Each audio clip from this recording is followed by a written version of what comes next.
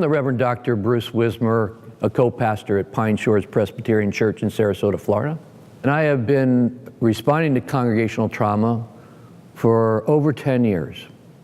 And what we have experienced is the deep wounds that occur when a congregation is dealing with a traumatic event. We know it derails ministry, it destabilizes the sense of normal. It literally takes the breath away from congregational life.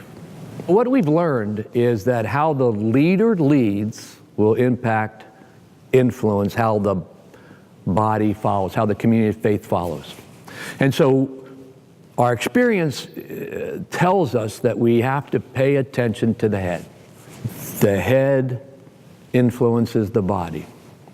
And so as we enter into congregational trauma, the head, and that's the pastor or the associate pastor, could be the choir director, youth group, could be whoever has influence over others will impact how the others respond. So as we pay attention to the head, we look at ways in which we can be supportive and caring.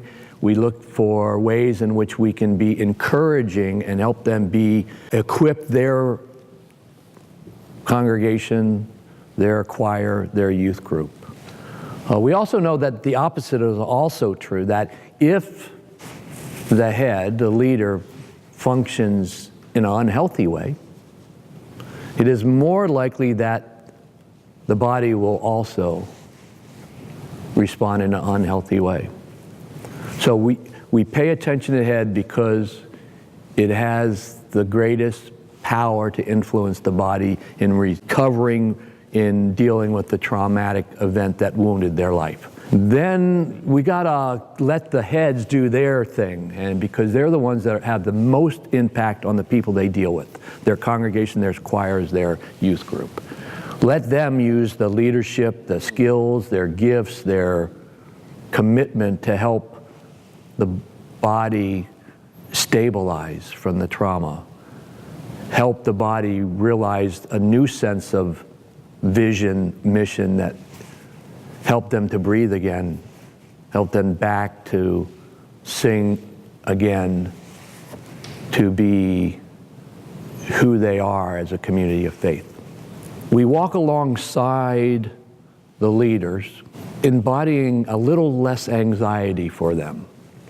Just being with them, helping them figure out what's the next step, what needs not to occur, help them with some clarity, help them to breathe, help them to look at worship experiences, help them to pay attention to their own trauma, to have a trusted colleague, friend, companion to listen to them personally, because pastors, leadership of the church are impacted. And we know that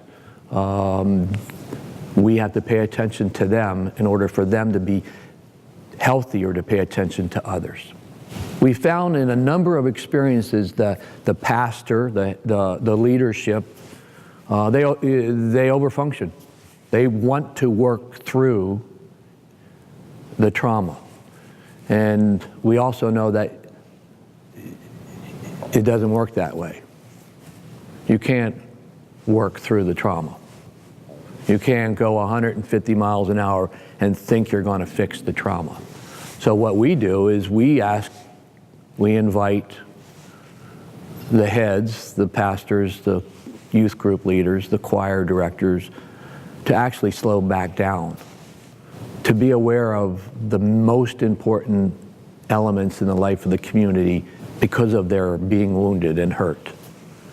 And that's often very difficult for pastors who have so used to doing everything, wanting to do everything, fixing everything, being needed for everything, to slow down and to breathe, to pay attention to their breath, to pay attention to their sense of God's presence without the chaos of the trauma all around them. And again, I think from a health perspective, if we can help calm down the anxiety in the heads, in the leadership, they are better equipped to help decrease the anxiety, the stress, the fear in the congregations they serve. You know, sometimes in the event, the trauma in the congregation, we have heard pastors wanting to keep things normal, keep going forward with the same schedule, with the same routine, and to work in the same way. But our experience says that that's not really as an effective model. The model really is to slow down, to pay attention to the important components in the rhythm and life of the congregation. That's a healthier model, and is also kind of then spreads out, and you're able to impact the other leadership to help them slow down and pay attention, and to realize that the trauma is the trauma, and you can't fake your response. You can't work through it. You have to live in it. And as you live in it and you slow yourself down, you calm yourself down, you're going to be able to better model a healthier response for those in your congregation or those within your smaller groups.